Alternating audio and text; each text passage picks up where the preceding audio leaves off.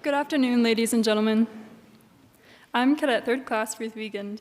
It is my pleasure to welcome you to our last session here in Fairchild Hall, featuring Senior Master Sergeant Israel Del Toro, U.S. Air Force retired. Senior Master Sergeant Del Toro Jr.'s life has been shaped by perseverance and devotion to family. Orphaned as a young teenager, he became the provider for his siblings, honoring his father's dying wish to always care for family. Senior Master Sergeant Del Toro's Air Force service was marked by extraordinary resilience. After a devastating combat injury left him with severe burns and a 15% chance of survival.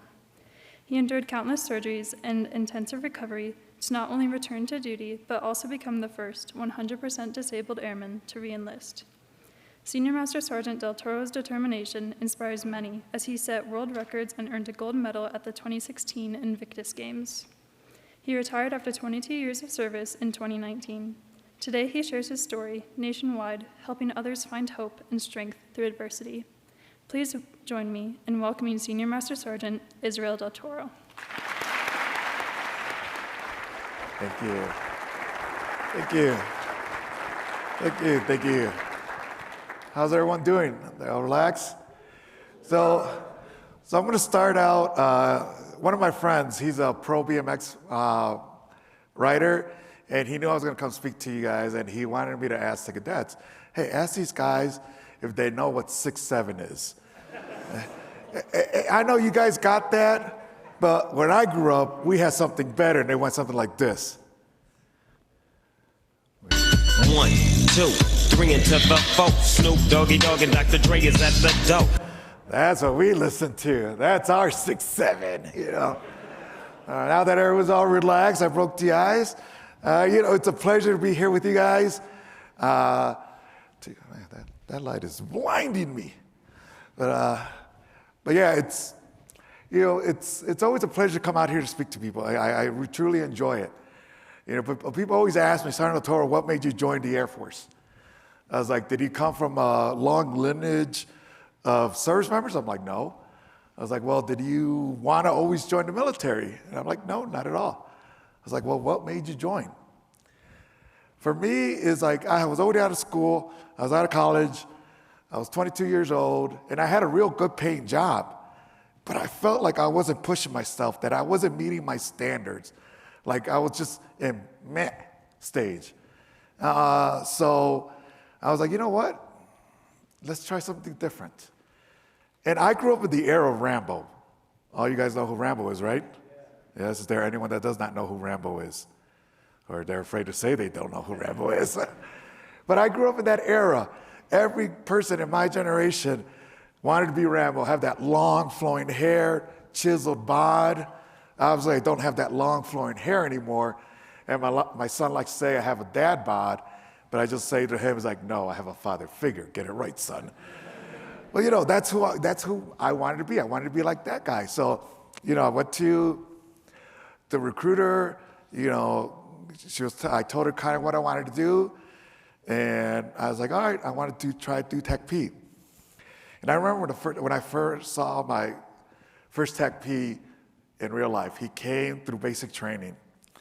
And this guy, he had his black beret on, his BDUs, his jungle boots, they're all shine on the heel and the front toe area, and all badged out. And I swear he walked in with a stogie. And I'm like, man, that's Rambo. I want to be like that dude.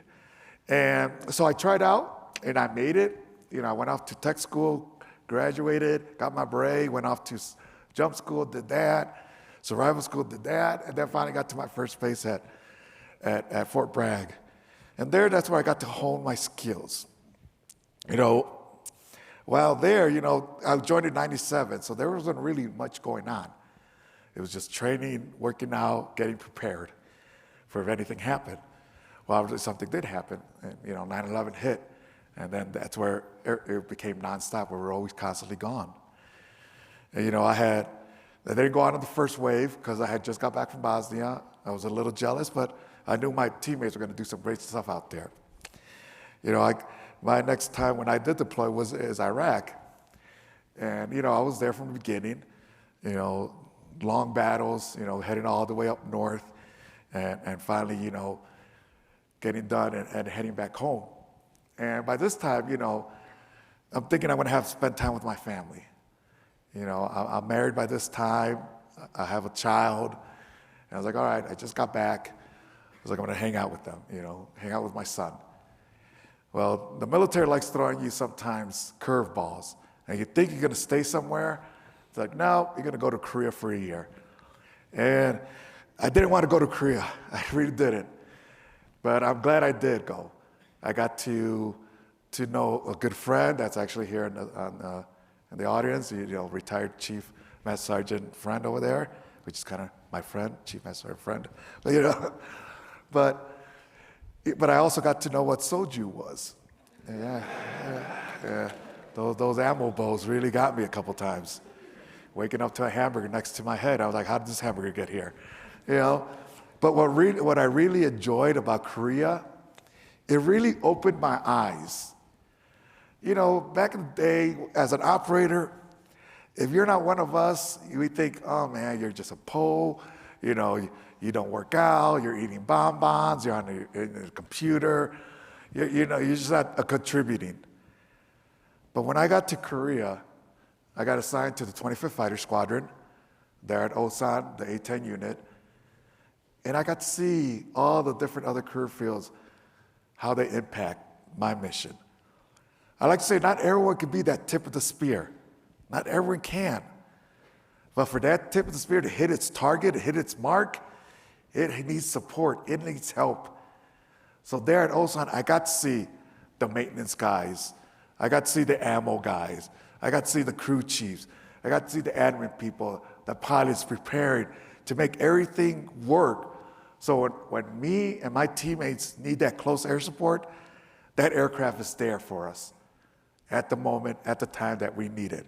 So it truly opened up my eyes, and I got to see the bigger picture. Because at that point, I only saw the small picture. It's just me and my team doing our thing. No one else mattered. So I was very happy I got to go to Osan and see that part, see that bigger picture. But while I was there, I got orders to go to Vicenza, Italy. And I was like, yes, my favorite spot. I always wanted to go to Vicenza, Italy. And then I remembered, crap, I'm married. That sucks. I'm kidding. I didn't say that. Yeah. But what I was told when I was, still in Korea, I had a friend that was the superintendent there at the unit, and he calls me, and this is about November of 2004. It's like, hey, DT, I know you're getting here in February of 2005. I just want to let you know you're deploying in August for 6 to 7 months. I was like, okay. And I was scared. I know, Sergeant told you you're actually scared of something? It's like, yes, I was. I had just deployed to Iraq. I was home for 2 months, and I headed off to Korea for a year. And now when I get to Italy, 6 months after I get to Italy, I'm deploying to Afghanistan for about 7 months. Like, how am I going to tell my 95-pound wife that I'm going to deploy again? I was scared. But I had a plan.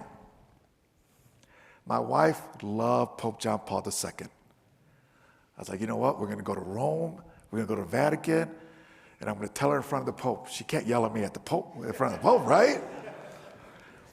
Well, if you don't know the history of Pope John Paul II, he dies April of 2005. And I was like, why God? So, you always hear the saying, adapt and overcome. I was like, okay, I got to adapt and overcome. Okay, we'll go to the funeral. Can't yell at me at a funeral. Well, if you don't know, Italy's full of Catholics. You couldn't take a plane, you couldn't drive, you couldn't fly into Rome, unless you were someone special. It was just that packed. So I was like, all right, we'll go afterwards. I'll tell her afterwards down in Rome. Afterwards now is June. I leave in August. So we're there by the Colosseum in the ruins, and I have my son in my arms, and that's on purpose, because if I tell my wife and she wants to attack me, sorry, son, you're going to be a human shield. And so we're there, and I tell her, and nothing happens. It's like, oh my God, my plan worked. I'm the greatest man on earth. Well, until we get back to the hotel room. And that's where I saw devil face. If you don't know what devil face is, it's where your loved one looks at you and is about to kill you. And that's what I saw. And we got into it. But it was my fault. I knew since November of 2004 that I was going to deploy. And I waited till June of 2005, 2 months prior to my deployment. And we got into it, and at one point she actually told me, after this enlistment, you got to get out or we're done. And she wasn't being vindictive. It was because I always said, that I never let my son grow up without his dad like I did, because I lost my dad when I was 12. And I never wanted that to happen to my son. But luckily, even though I had messed up, she was like, you know what? We're going to talk about this later. I want you to focus down about your mission downrange, and we'll handle this later. Even though I had jacked up, she thought of me and my mission, then, deal with what I had just done. So I headed downrange in August. I'm there in Afghanistan, supporting 2 Army companies, an SF team, and a scout team. And for those that don't know what TACPs do, we're the fire support elements for the units, for ground units. And how they position us when we go out, they're going to send you to where they think they're going to be the most chances of getting in a firefight or getting into trouble. So every time I went out, there's always a constant chance of me getting hurt, being a firefighter, or, God forbid, me getting killed. So the day I got hurt, December 4th, 2005, I was on a mission with my scout team. And we were coming back from our mission. We're going to pick up our other half, because we had split into 2. And we crossed this creek, and no more than 200 meters after we crossed this creek, do I feel this intense heat blast on my left side. And I was like, holy crap, I just got hit. And, I had to figure out how to get out of the truck. I get out of the truck, and I knew there was a creek behind me, because when I got out of the truck, I was on fire. So I turned and run. But the flames overtook me, and I collapsed. And I'm laying there. It's like, holy crap, this is the way it's going to go. I'm going to go out. But more importantly, I was thinking to myself, I was like, I'm going to break my promise to my family that I always come back. Even though that was a naive promise.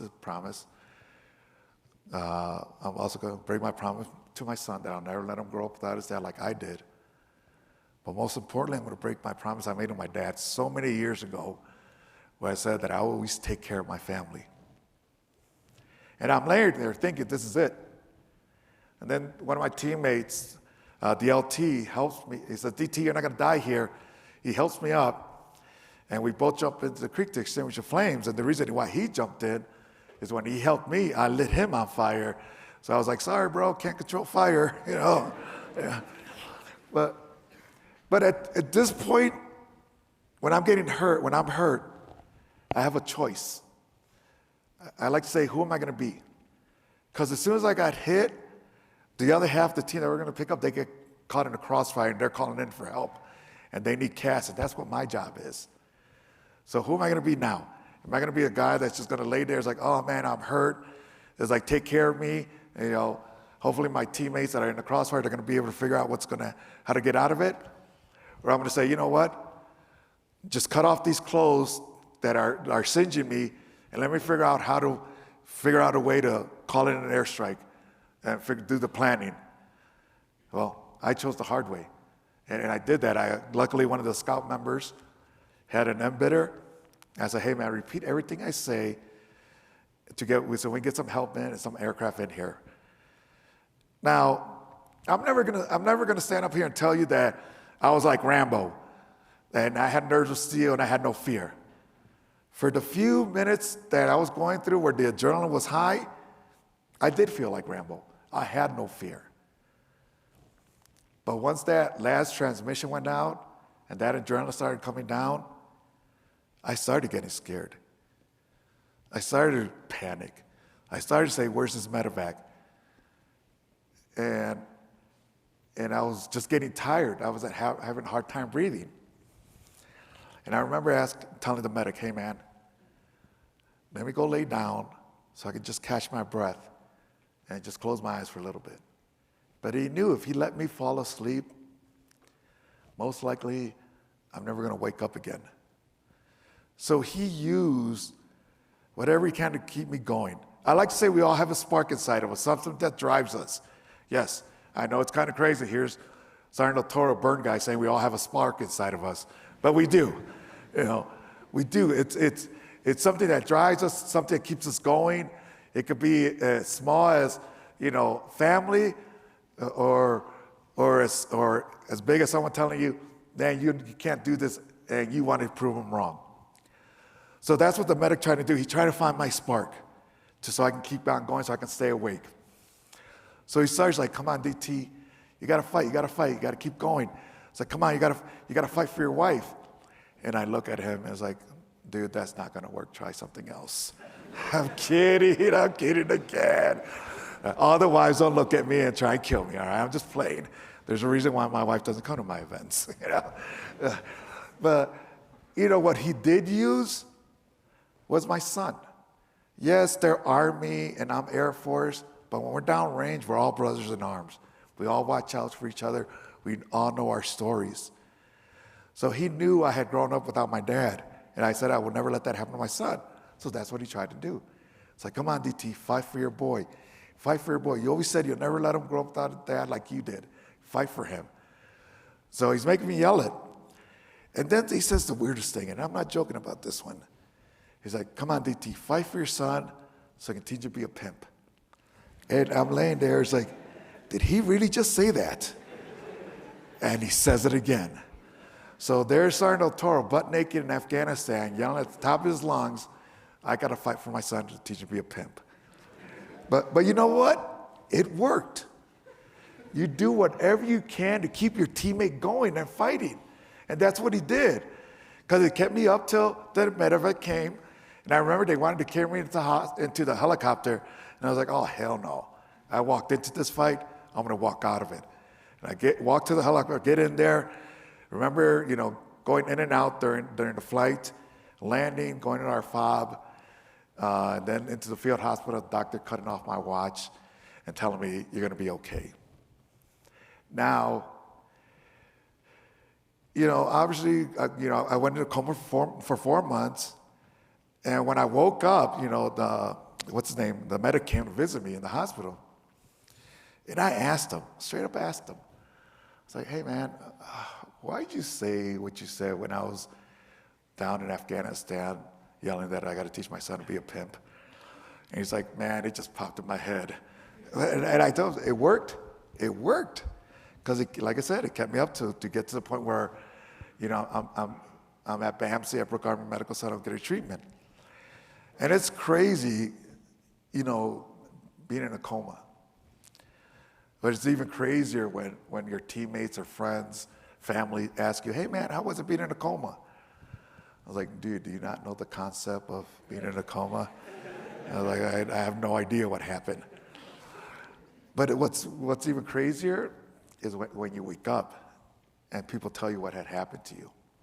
They're like, Sergeant Toro, you were in the coma for 4 months. We gave you a 15% chance to live. 80% of your body has third-degree burns. You almost died in us 3 times. And yeah, now you're awake, but you still have a long recovery. You're still going to be here another 1.5 years. You may not walk again. You'll be on respirator the rest of your life, and your military career is pretty much over. So there where this question comes again. Who am I? Who am I going to be? Am I going to accept what these doctors said I'm going to be and possibly be a guy that sits in a chair, stares out the window, and curses the world why this happened to me? Which is the easy way. Or I'm going to take the harder way, where I'm going to beat this, I'm going to prove them wrong, and I'm going to continue to fight, and I'm going to continue to live and enjoy the life that I'm going to have. Well, obviously you guys know what I chose because I'm sitting right here, standing in front of you and talking to you. I took that hard path. And while I was doing that hard path, it was hard. Learning how to walk again hurts. Most people don't realize when you get severely burned, your skin becomes hypersensitive. You rubbed a feather across my hand and it felt like you were cutting me with razor blades. But you had to go through that to desensitize your skin.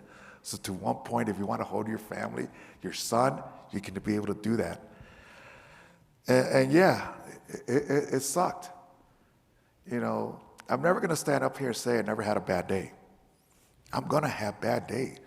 You know, I went from a 200-pound muscle head to 115 pounds. I was tiny. I was frail. I was scared. You know, I kind of looked like a cadet.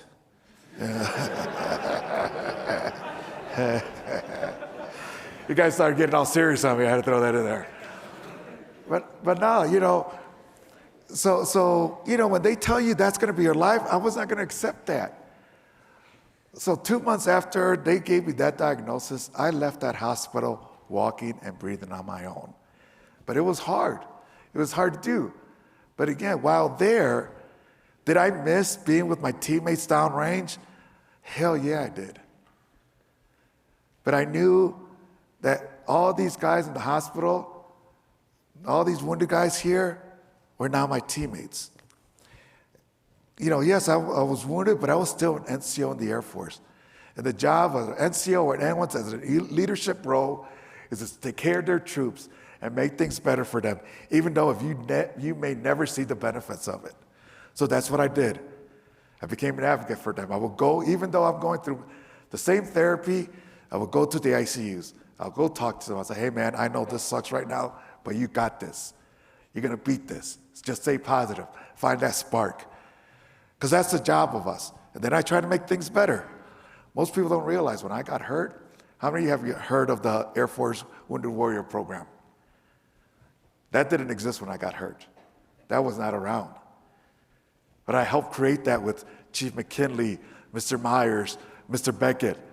Because I knew even though I may not see that benefit, I had to take care of anyone that got hurt after me, and God forbid they ever got as bad as I did, they would have that help that I didn't have. Don't get me wrong, I had help. I had great leaders that had my back. You know, I had General Lorenz, I had Chief McKinley, you know, I had Chief Roy, I had Chief Page, Chief Humphreys, you know, my teammates, they were all there for me. But yeah, it sucked not having what other branches had. But again, I had to try and fix that.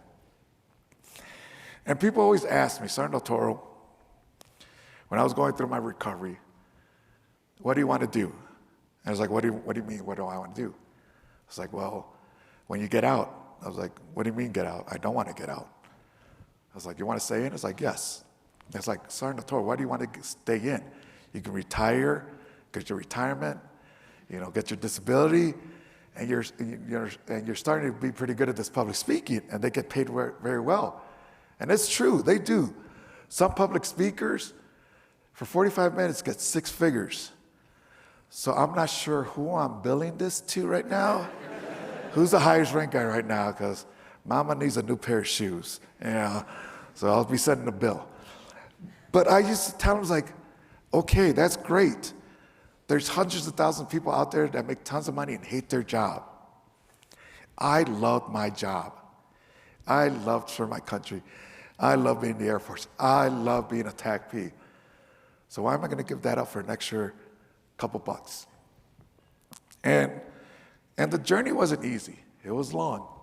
It was 5 years long. And again, those words come back again. Who am I going to be? Am I going to be the guy that's going to accept, it's like, okay, I got hurt, I can't be in anymore, I'm going to retire? Or I'm going to be the guy that's going to fight and show the military that I still have value, I can still teach? You know, yes, can I be an operator anymore and go downrange? Even though if they will ask me, I will say, hell yeah. But I knew I couldn't. Unless we become like Star Wars, I got a cool Luke Skywalker hand and use a Jedi mind trick on people, okay, maybe. But we're not there. But I knew my mind was still there, and I could teach the next generation of operators. I can get them ready. Now, if you ask some of my family and friends, they may debate about my mind being there. It's like, dude, your mind's been gone a long time ago. Yeah. But I knew I could still teach. And again, I chose to be the person that's going to fight to try and stay in. And it took 5 years. And After 5 years, after I proved that I could still have value to serve my country and be in my Air Force, in February, like the young cadet said, in February of 2010, I became the first 100% disabled airman ever to reenlist in the Air Force. And it was great. I came back in, I became an instructor there in Medina, which is now Chapman, there in San Antonio, and got the next generation of operators going. But while I did that, I started to excel in sports. I started to get real good in Paralympic style sports. I started getting better, I started to win, I started to break records. To this day, I still own, for my class, the world record in shot put, discus, and javelin. So when I started excelling in that, in 2015, I knew I had to do something different now. So I applied to come here to Colorado Springs to train at the Olympic Training Center as a para world-class athlete for the Air Force. And I did that till, the Paralympics. And after that, I had to figure out what I was going to do next.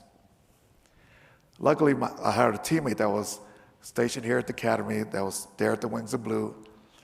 And he asked me, hey, DT, the commander would really like you to come and instruct officers now.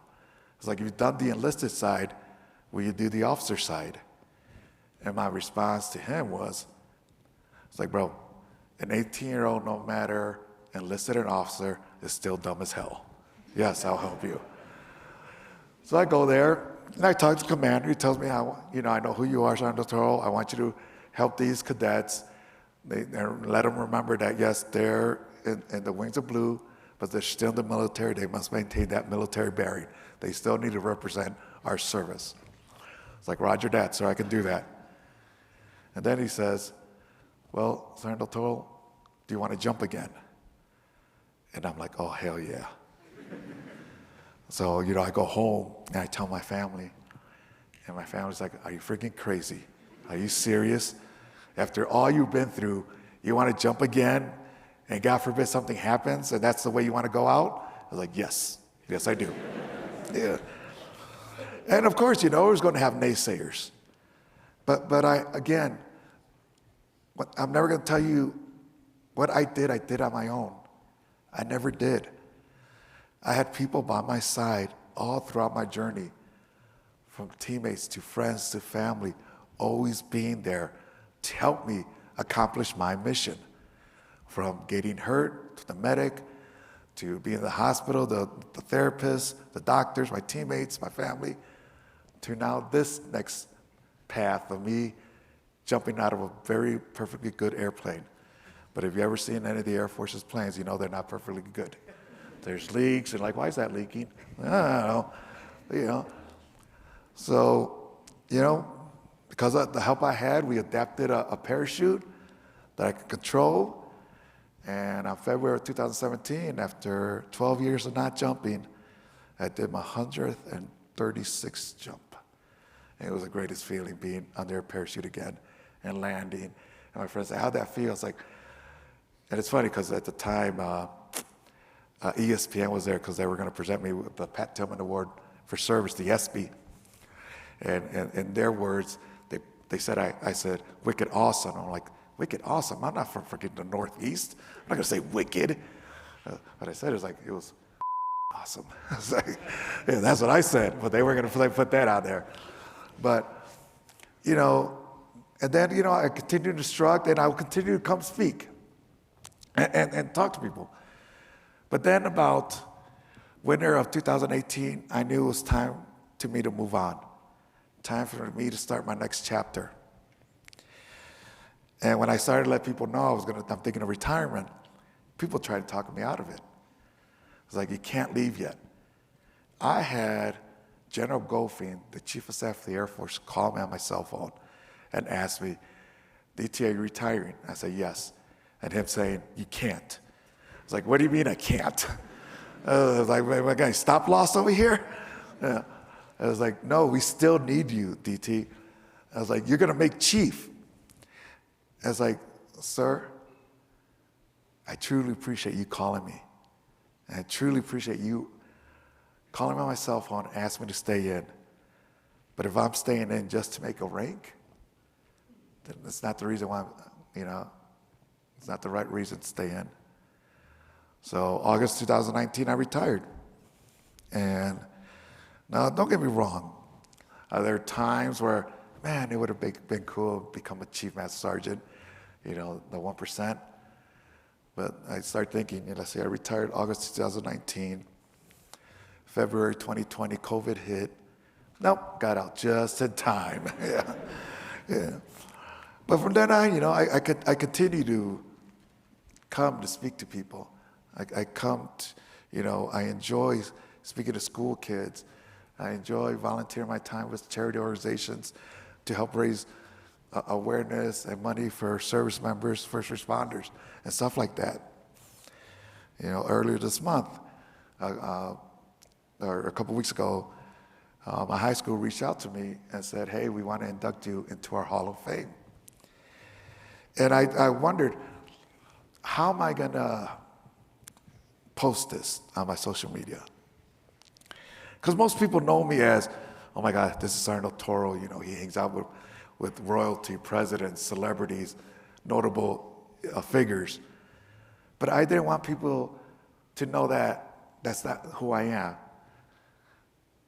So I decided to post pictures of me on my tractor with my cowboy hat, cutting the grass, me with my family, me with my dogs, and most importantly, me with my 1972 Chevelle SS 454.